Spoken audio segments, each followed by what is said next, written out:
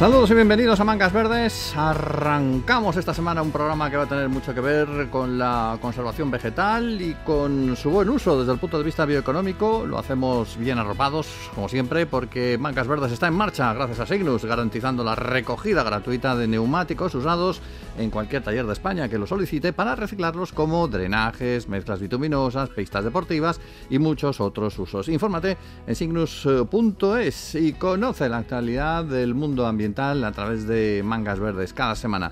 Hoy contamos en la realización técnica con Esteban Novillo y en nombre de la redacción os saluda Pedro Palomay.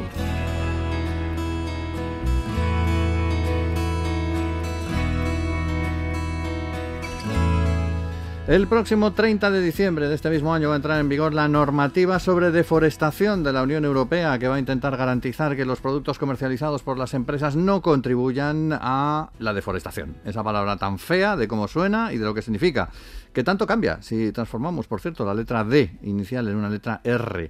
Pero bueno, se trata de que el nuevo reglamento ayude a evitar la degradación forestal, a impulsar una economía pues, realmente sostenible, que es un asunto en el que hay mucha gente empujando ahora mismo. Un reglamento que viene a fortalecer la posición de algunas entidades que llevan tiempo luchando para preservar la calidad de los bosques y también de los productos que se generan en ellos, que es el caso de COPADE, el Consejo de Planificación y Acción para el Desarrollo.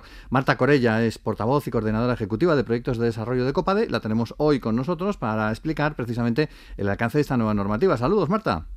Hola, buenos días, saludos. Bueno, parece que este nuevo reglamento en principio va a ser positivo en ese intento global de hacer las cosas mejor medioambientalmente hablando, pero requerirá adaptación, como todas las cosas nuevas. ¿Cuáles son los principales cambios de ese reglamento? ¿Cómo van a tener que adaptarse las empresas? Sí, bueno, sobre todo porque en el reglamento anterior se ponía el foco específicamente en la madera, ¿no? Como que la madera era la primera causante de la deforestación del mundo. Y a través de investigaciones y de estudios, pues se ha detectado que la deforestación por causa de corta, de tala de bosques para destinarlos a venta de madera, no llega ni al 10%. Entonces lo que se ha hecho es hacer un estudio y se ha detectado que hay otros muchos productos que generan lo que es la deforestación, porque lo que se hacen es convertirlos en tierras agrícolas.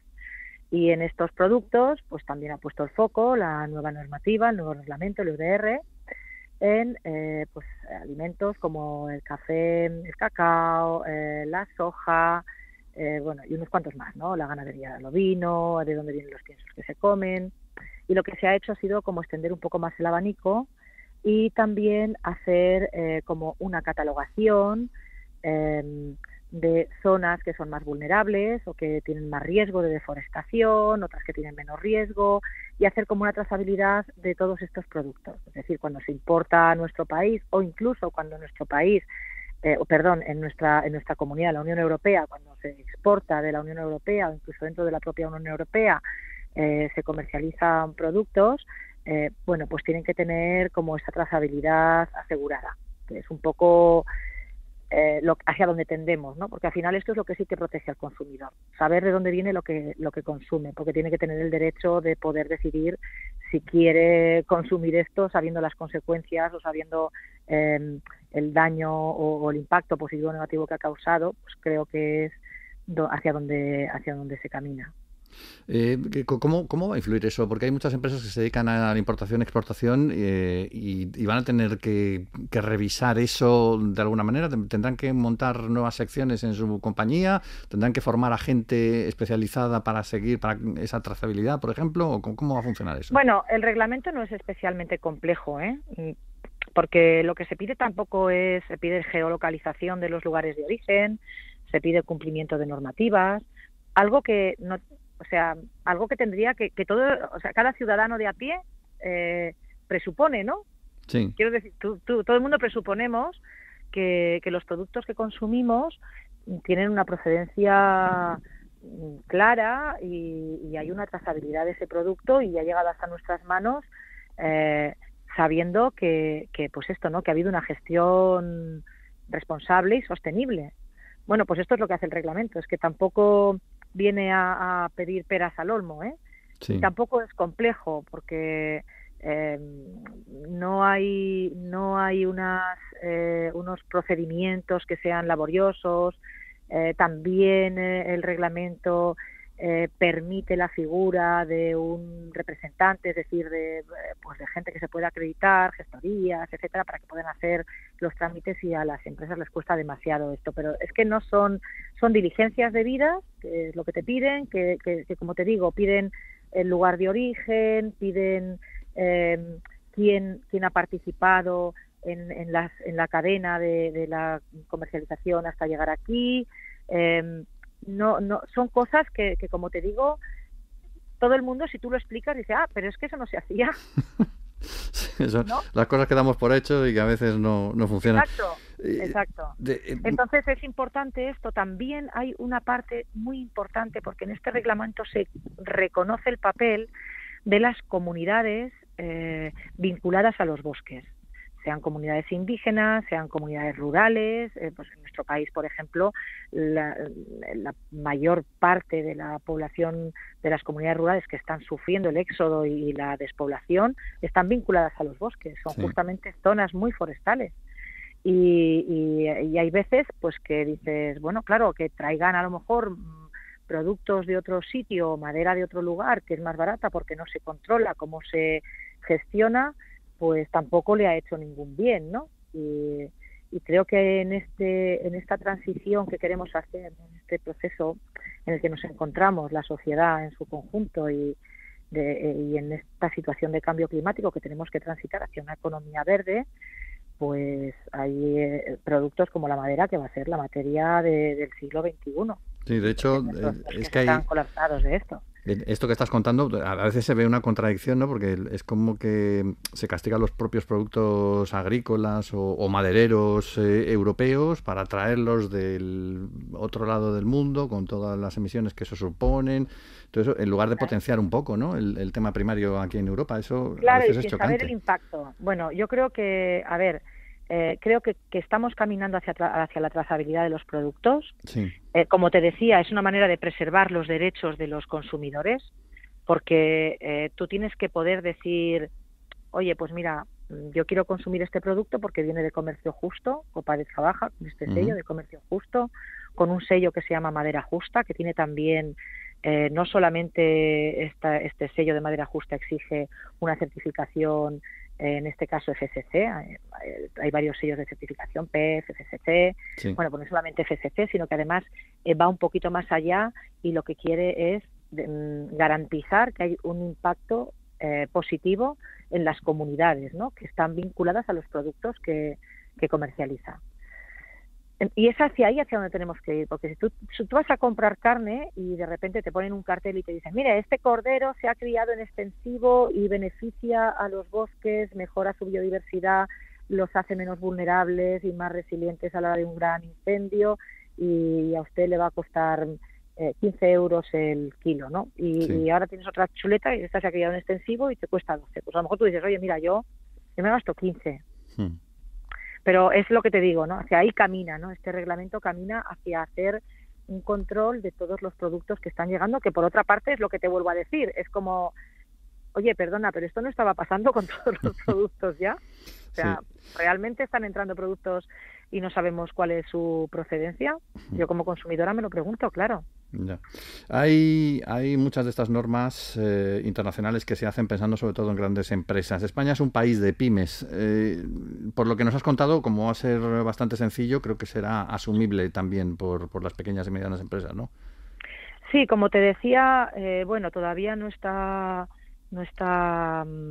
activo al 100%, pero bueno, se va a hacer como una plataforma telemática donde se puedan aplicar las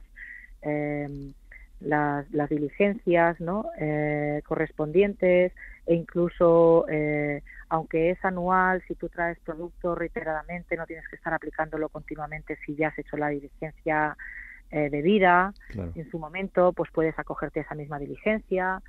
En fin, pues como todo llevará un proceso de adaptación que la gente tiene que... Pero yo creo que los empresarios no lo tienen que ver como una amenaza, sino al contrario, se ha de ver como una fortaleza.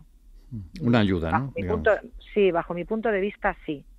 Esto es, y que además quite miedos a los consumidores y que se demuestre, pues esto, ¿no? Que pues que están libres, en este caso libres de deforestación. Es decir, que tú no estás comprando un café que resulta que han tenido que talar un bosque para poner un cafetal, ¿vale? O sea, sino que proviene ya de una zona agrícola que ya tiene su gestión más de X años y que entonces yo creo que es el camino correcto, y desde Copade, desde luego, como te digo, que además es una fundación que trabaja para un comercio justo y para el desarrollo de las comunidades, sí.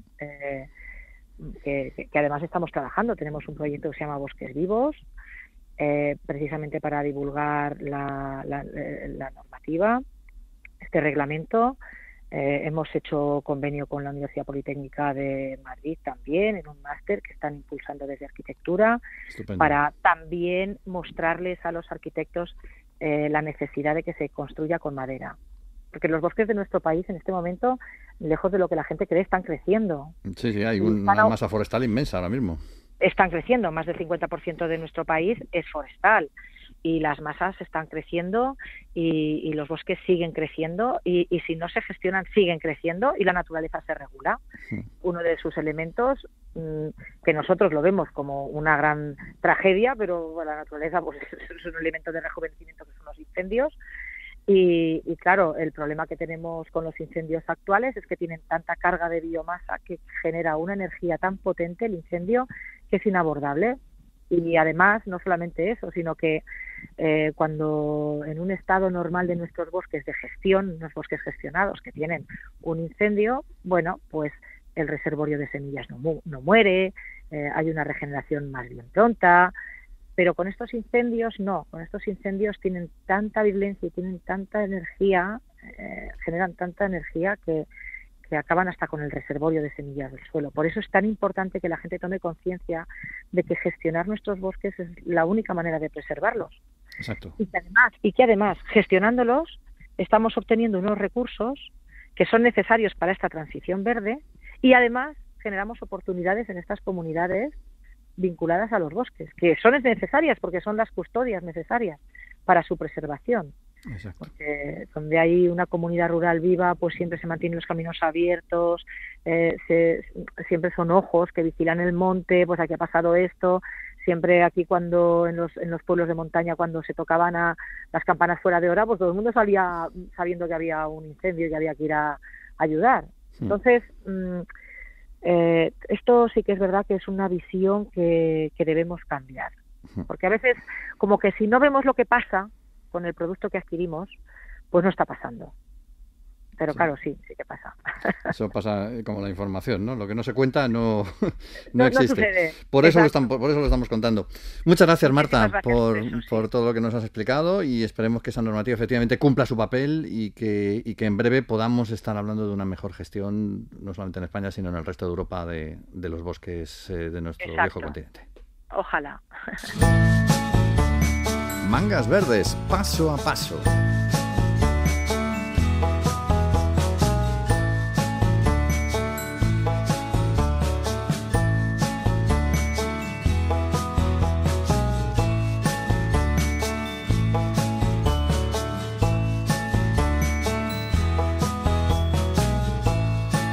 Bueno, pues ya que estábamos hablando hace un instante de bosques, en el programa hemos hablado de envases de muchos tipos de materiales, de plástico, de papel, de cartón, de aluminio, todos con ventajas, todos con desventajas, pero nos hemos fijado en un estudio técnico que se ha publicado hace unos días a propósito del análisis del ciclo de vida, que compara dos tipologías de envase de un solo uso empleadas en el transporte internacional refrigerado.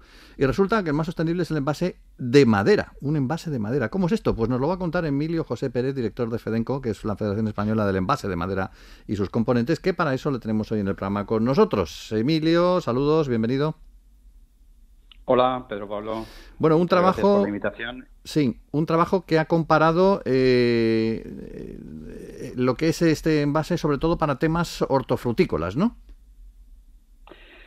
Sí, correcto. El envase de madera que mayormente se produce sobre todo para destino de lo que llamamos unidad de venta, que puede llegar al consumidor, es un envase hortofrutícola de pequeño tamaño, que en nuestra federación le denominamos pitufo, precisamente por el tamaño del envase. Es un envase destinado a la exportación, ¿no? Y en el que pues viajan pues los principales productos de nuestra producción, que pues pueden ser mandarinas o pueden ser fresas, cerezas, albaricoques, pues este tipo de fruta gourmet.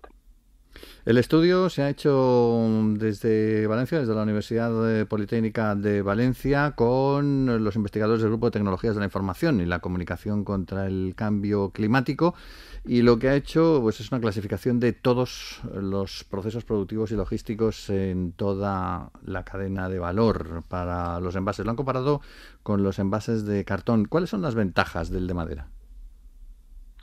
Pues mira, utilizando esta metodología del análisis de ciclo de vida, que está basada en normas ISO, lo primero que hemos querido es dotar a este equipo investigador de una cierta categoría científica, ¿no? Por lo tanto, las personas que han participado en el estudio son personas que ya tienen un reconocido prestigio en estas materias. Las conclusiones a las que llega es un equipo multidisciplinar, es que en todos los impactos medioambientales estudiados, pues el envase de madera saca una mejor nota, ¿no? Entonces, entre ellos, por decirte algunos de ellos, de los impactos, pues está, por ejemplo, el potencial de calentamiento global, donde tenemos unas emisiones un 55% inferiores al cartón, y consumos de agua, lo que es la huella hídrica, también por debajo, o la eutrofización del agua o la acidificación terrestre. Son diversos impactos ambientales que se han auditado en este trabajo de investigación, y bueno, pues como te digo, pues sacamos mejor nota en todos ellos. Hablemos de alguno más, por ejemplo, el consumo de agua, porque lo de la huella hídrica, y además en los últimos meses lo hemos visto en algunos puntos de España, no en todos, porque afortunadamente hemos tenido un verano con bastante agua, pero zonas de Cataluña y de Andalucía han sufrido otra vez más esa falta de agua, y el tema de la huella hídrica también es importante y sale ganando en este caso el de madera, ¿no? Efectivamente. Cuando nos ponemos a analizar con detalle todos los impactos, no nos paramos solamente en la huella de carbono, sino que vamos más allá, y ahora pues parece que esté de moda, pero bueno, siempre en este tipo de estudios siempre ha estado implícito el tener que hablar de la huella hídrica. En consumos de agua hay que tener en cuenta que el envase de madera, en todo su proceso, de la cuna a la tumba, pues no consume agua. Sin embargo, otros materiales necesitan cantidades ingentes de agua, por ejemplo, para ser reciclados. Es el caso del cartón ondulado. Sí. O sea, en el caso de la madera simplemente se reutiliza y se limpiará un poco, ¿no? Y punto. ¿Cómo funciona eso? No, fíjate que nosotros en este estudio de análisis de ciclo de vida lo que hemos analizado es de la cuna a la tumba, es decir, desde los aprovisionamientos de materias primas, la producción, el transporte y el momento final de la vida útil del envase, que es en Alemania. Una vez depositado en este mercado de destino, que es principalmente el alemán, ¿qué se hace con la caja? Pues en nuestro caso lo que hemos optado es por valorizarlo energéticamente. Ajá. ¿Por qué? Porque la madera tiene emisiones de CO2 neutras, es decir, el ciclo del carbono permite que digamos que no tiene emisiones de CO2 cuando se valoriza energéticamente. Ajá. Vale, habéis creado también una marca de certificación, ¿no? de este tipo de envases. Sí, fíjate que las nuevas normativas son exigentes con todos los materiales por igual, da igual que seas un material natural de origen sostenible. Los envases están todos bajo el paraguas de la misma normativa. Entonces, teníamos la necesidad de acreditar, no solamente por el reglamento europeo, sino también por el Real Decreto español que entró en vigor a finales del 2022, de acreditar la reciclabilidad. Hoy por hoy no basta solamente con decir que eres reciclable, sino que además tienes que acreditar la efectiva reciclabilidad de tu envase. Para ello hemos creado una certificación que está basada en normas estandarizadas UNE, que son normas que cubren toda la Unión Europea, y donde el fabricante de envase puede acreditar ante el tenedor final del envase, ante el reciclador, incluso ante el consumidor, que el envase nuestro es 100% reciclable. Incluso la pequeña grapa de metal que lleva es reciclable, porque en el proceso de reciclado, que es un proceso mecánico que requiere muy poco consumo de energía, se tritura y se imanta esa grapa y luego se convierte en encofrados para construcción. Es decir, el 100% del envase es reciclable. Unas grapas para los encofrados de la construcción. La verdad es que lo del reciclaje nunca deja de sorprenderme. Es sobre todo, además, también un apunto interesante, el que has comentado antes, lo de que contribuye un poco a la entrevista que teníamos antes también sobre la gestión forestal sostenible y la economía rural, ¿no? Porque la madera hay que extraerla también, es una manera de gestionarla también de nuestros bosques y utilizarla para ese tipo de envases. Está en este momento el estudio sobre la mesa y yo creo que es era un buen momento para hablar de él. Emilio José Pérez es el director de Fedenco, le hemos tenido con nosotros en Mangas Verdes. Gracias por habernos acompañado. Muchas gracias.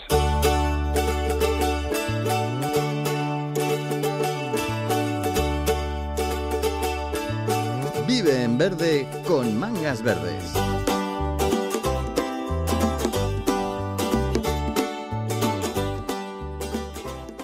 Tengo que ir al taller a cambiar los neumáticos, pero no sé qué hacer con mis viejos neumáticos usados. De eso se encarga Signus. Retira gratuitamente todos los neumáticos usados del taller. Los clasifica y los recicla para convertirlos en carreteras más silenciosas y duraderas, suelos para parques infantiles o pistas deportivas. Signus, dando valor al neumático fuera de uso. Síguenos en redes sociales.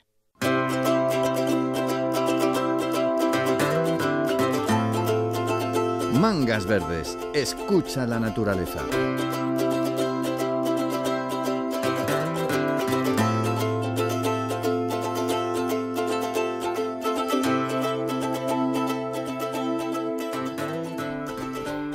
El pasado lunes conmemorábamos el Día Internacional de la Agricultura, el más noble de los oficios, como decían los antiguos historiadores romanos, aunque hoy haya mucho indocumentado por ahí haciéndola de menos. Bueno, vamos a enfilar el último tramo del programa de hoy hablando precisamente de un proyecto agrícola que tiene mucho que ver además con la ecología, AgriAdapt, una iniciativa que lidera la Fundación Global Nature y que cuenta con el apoyo de la Fundación Biodiversidad del Miteco, que trabaja con cultivos como el cereal, los frutos secos o el olivar, entre otros, y que utiliza una técnica con un nombre muy curioso, el mulching. Nos lo va a contar Miriam Pajares, que es técnica del proyecto y que la tenemos hoy en el programa. Miriam, ¿cómo estás? Hola, ¿qué tal? Muy buenos días. Bueno, lo del mulching me ha llamado mucho la atención. Explícanos esto del mulching, que es, porque es que yo me imagino a la agricultora ahí, no sé, masticando gominolas. Pues bueno, el mulching es una práctica muy sencilla que además funciona como una buena medida de adaptación al cambio climático, que es lo que ahora mismo estamos proponiendo dentro de este proyecto AgriAdapt. Pero es una solución, aunque no es la única, ya que no existen recetas únicas, ¿no?, a la hora de implementar medidas y enfrentarnos a todos los efectos del cambio climático que tienen los cultivos. Pero bueno, en concreto el mulching no es más que una técnica que consiste en cubrir el suelo con restos vegetales, como por ejemplo en el caso de cereal la paja, que es el residuo del cultivo de la cosecha anterior, que además esto es como una forma muy sencilla y muy económica para los agricultores a la hora de implementar una medida, porque ya lo tienen del cultivo de la cosecha anterior de forma barata. Y lo que nos hace este mulching es que nos actúa como un escudo protector encima del suelo y nos genera una serie de beneficios para poder adaptar el cultivo del cereal al cambio climático. O sea, se coloca directamente encima del cultivo. Sí, en realidad es pues esa paja, ¿no?, que te he contado que queda de residuo, se pica con una picadora especial, se esparce por toda la superficie de la parcela agrícola y se deja directamente sobre el suelo. Lo que hace luego este mulch es que al hacer de escudo protector reduce la erosión, también favorece la distribución del agua en el perfil del suelo, aumenta la capacidad que tiene también el suelo para retener la humedad, porque aumenta la materia orgánica, que nos ayuda a mejorar la estructura del suelo, y también nos ayuda a tener beneficios sobre la fluctuación de la temperatura del suelo, lo cual es todo un efecto positivo para la siguiente cosecha del cereal que queramos realizar. Es muy interesante esto porque siempre se había hablado como que había que dejar limpio la zona de cultivo, y esto es como una especie de cobertor en un momento dado que le puede ayudar al desarrollo precisamente de la cosecha. Es interesante. ¿Dónde lo estáis practicando? ¿Dónde lo estáis llevando a cabo el proyecto? Pues sí, el proyecto ahora mismo trabaja en varias provincias de 3 territorios de España, en concreto Comunidad Valenciana, Navarra y Castilla-La Mancha. Y trabajamos en esos 4 cultivos estratégicos que tú has comentado, de cereales, olivar, frutos secos y viñedo. Además, nosotros trabajamos dentro de este proyecto mano a mano con las cooperativas y los agricultores, sobre todo con el objetivo de intentar buscar conjuntamente soluciones o medidas efectivas para adaptar estos cultivos al cambio climático, y una vez que tengamos abierto ese diálogo, pues codiseñar, ¿no?, junto con los propios agricultores, que son los que lo implementan día a día en el campo, estas medidas de adaptación.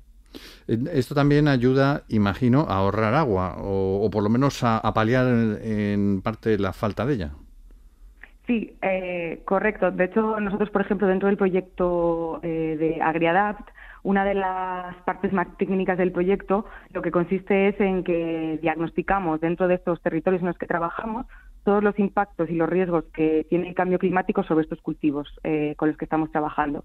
Y esto lo hacemos a través de una herramienta que se llama Canary, que no es más que un portal web gratuito para profesionales del sector agrario, que se puede ver en cualquier punto de Europa y calcular online de forma sencilla y rápida todos los indicadores que hay agroclimáticos a partir de proyecciones climáticas, tanto de clima de futuro cercano como de futuro lejano. Entonces, una vez realizamos todo este diseño a nivel muy exacto en cada uno de los territorios, hacemos ya intentar analizar cómo estas tendencias climáticas impactan en el cultivo y a partir de ahí diseñar estas medidas de adaptación.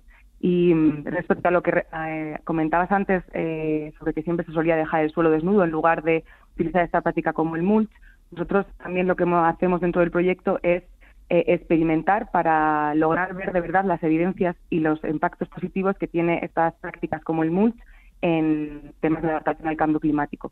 Y, por ejemplo, hemos medido la humedad del suelo en una parcela con mulch y otra con mulch, y lo que nos han dado los resultados del laboratorio es que en las parcelas con mulch tenemos un 8,8% de humedad del suelo frente a las parcelas de suelo desnudo en las que solo tenemos un 3,2% de humedad del suelo. Con lo cual es una buena medida, como comentabas al principio, para poder retener el agua en el suelo y poder hacer el cultivo más resiliente en esos momentos donde le falta agua. Interesante. ¿Cuánto tiempo lleváis trabajando con AgriAdapt? Pues el proyecto AgriAdapt, este en concreto que estamos ahora mismo ejecutando, arrancó a finales del año 2023 y finaliza en la primavera de 2025, pero, por decirlo así, es una segunda parte de un proyecto LIFE, del LIFE AgriAdapt, sí, que fue un proyecto que Fundación Global Nature ya realizó durante 5 años atrás, antes de este otro proyecto de segunda fase de AgriAdapt. ¿Y habrá tercera fase o esta fase simplemente no termina? Sigue con ella. Sí, la idea es que sí, porque aparte de esta parte técnica, ¿no?, de todo el tema de medidas de adaptación como el mulch o otras que estamos implementando, este proyecto tiene una parte bastante social, por decirlo así, en el cual estamos intentando entender todas las limitaciones que existen en el sector agrario para implementar medidas efectivas de adaptación al cambio climático. Una vez que tengamos abierto este diálogo, lo que vamos a hacer, como te he comentado antes, codiseñar junto con los agricultores y las cooperativas estas medidas. Entonces, esperemos que después de haber trabajado ahora en medidas consigamos llegar a una fase más allá y que posiblemente pueda ir dirigida a ver cómo funcionan en realidad esas prácticas en casos concretos y poder trasvasar todo ese conocimiento a toda la comunidad agraria. Lo hacéis a través de esa plataforma, ¿no?, que habías contado, a través de esa plataforma web, o vais a presentar algún informe o algún foro o algo especial. Sí, nosotros en la web de la Fundación, que es www.fundacionglobalnature.org, en el apartado proyectos existe un apartado en concreto del proyecto AgriAdapt, este que estamos hablando hoy, y ahí colgamos todas las noticias, novedades y también nuestras redes sociales de lo que estamos ejecutando. La herramienta Canary de la que te he hablado es un portal web gratuito que no solo hemos trabajado nosotros en ella, sino que también se ha realizado a través de Copernicus, de la agencia europea, y es www.canary-medioeurope.com. Por ahí está la herramienta para poder hacer este diagnóstico, ya que es gratuito para cualquier persona que lo quiera utilizar y ver cómo va a ser las tendencias climáticas en sus territorios relacionados con sus cultivos. Y por otro lado tendríamos la página web de la Fundación, donde está toda la información de este proyecto.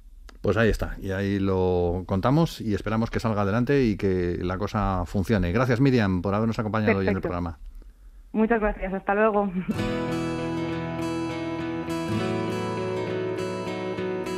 Pues nos vamos, lo hacemos como siempre con uno de nuestros pueblos bonitos en España. Hoy terminamos en Castilla-La Mancha, nos toca la provincia de Cuenca y nuestro pueblo esta semana es Alarcón. Aquí un sitio peculiar, ubicado en un alto, rodeado por el Júcar, en un lugar como tantos otros en España, ocupado desde tiempos inmemoriales, con presencia de pueblos prerromanos, aunque su nombre dicen que viene de la época de la invasión musulmana y que significa la fortaleza.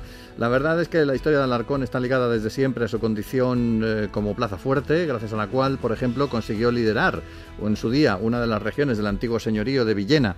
Aunque el pueblo es pequeño, en la actualidad tiene apenas unos 170 habitantes, posee también lugares interesantes para ver, desde el propio castillo, por supuesto, que hoy es un parador, hasta las iglesias de Santo Domingo de Silos o la de la Santa Trinidad, la ermita de Santa María de la Orden, en la que, por cierto, se aprobó el proyecto de Estatuto de Autonomía de Castilla-La Mancha en diciembre del 81, y el Palacio de los Castañeda, entre otros. No te vayas de Alarcón sin probar sus zarajos, su asadillo, su ajo arriero, su morteruelo de cerdo y su perdiz escabechada, o con el tradicional guiso de judías, y el queso de oveja, claro.